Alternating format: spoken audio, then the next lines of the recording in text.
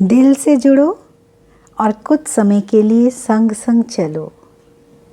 अपने नज़रिए को बदलते हैं। कुछ ऐसा अनुभव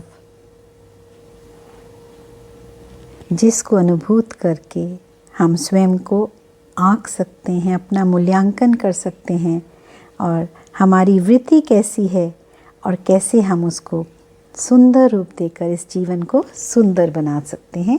कहते हैं जैसा नज़रिया होता है वैसे ही नज़ारे होते हैं। तो ये देखो ना, कितने सुंदर फूल, इन्हें देखिए। अभी हाल ही में मैं अपने परिवार के साथ सुंदर नर्सरी गई थी और प्राकृतिक शोभा को देखकर, उनसे जुड़कर मैं सब कुछ भूल जाती हूँ और इनके सानिध्य में आकर बहुत कुछ प्रेरणा मिल जाती है। ये मेरे साथी हैं और ये देखिए, इस पेड़ पे बैठी हुई ये छोटी सी मधुमक्खी कितनी तन्मयता से परागकण चुन रही है और फिर उड़ के दूसरे फूल पर ऐसे न जाने कितने मीलों दूर ये उड़ उड़ कर रंग बिरंगे महकते फूलों से परागकण इकट्ठा करती है, मीठा शहद बनाती है। ये प्रोसेस हम सभी को पता है, हम इस बात को जानते हैं, लेकिन कभी कुछ पलों के लिए उससे अपने जीवन को जोड़कर कुछ सीखते नहीं हैं। ये देखो ना, इन फूलों में कहीं सूखे फूल भी हैं, इन फूलों की जड़ों में गोबर की खाद भी है, लेकिन नहीं, इसका पूरा फोकस है बहुत ही शांति से, खुशी से अपने जो कार्य के लिए आई है परागकण चुनना। तो इसमें इसकी जो परखने की शक्ति है वो काम कर रही है।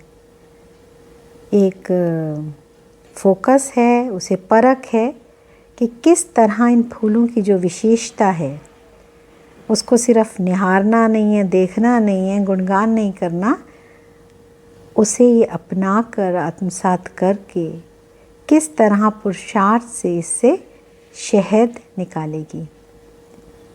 क्या हम ऐसा नहीं कर सकते? ज़रूर कर सकते हैं। हम भी तो इन फूलों की तरह महकता जीवन चाहते हैं और इस जीवन में संबंधों के नाम पर अलग अलग संस्कारों से मिलन होता है।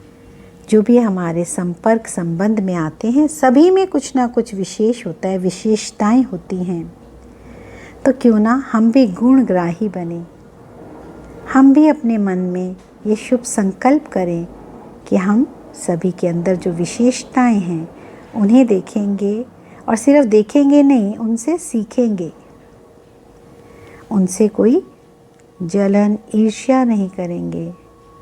हम इन मधुमक्खी के समान गुणग्राही बनकर अपने मानव जीवन को सफल करेंगे, संबंधों में एक मिठास लेकर आएंगे। और अगर नहीं करेंगे तो फिर हम इन मधुमक्खी से अपनी तुलना भी नहीं कर पाएंगे। फिर हमारा जीवन कैसा हो जाएगा? हाउस फ्लाई की तरह। उसकी प्रकृति को भी सभी जानते हैं कि वो देखने में बिल्कुल सिंपल है, उसको कोई भी पकड़ ले कुछ नहीं कहेगी, लेकिन उसका स्वभाव किसी को रास नहीं आता, क्योंकि वो इन फूलों क्यारी की महकती हुई मन को मोह लेने वाली सुंदरता से कोई सरोकार नहीं रखती। उसकी जो दृष्टि है वो हमेशा गंदगी पर, कीचड़ पर, और वो वहीं जाकर बैठती भी है। उसका स्वभाव किसी स्वस्थ व्यक्ति के ऊपर भी अगर वो बैठेगी तो पहले उड़ उड़ कर देखेगी, अगर कोई उसका घाव मिल गया तो उस पर भिन भिन आकर बैठ जाएगी, उसकी पीड़ा को बढ़ा देगी। उसको सुकून मिलता है औरों में कमी कमजोरी देखकर,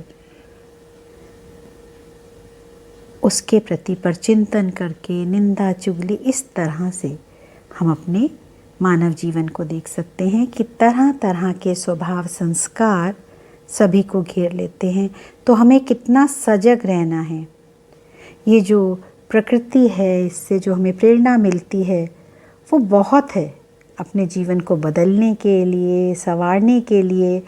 अब ये हमारे पे निर्णय करता है कि हम क्या सोचें, किस तरह हम इस बात को लें, कैसे हम औरों की विशेषताओं से जुड़ें।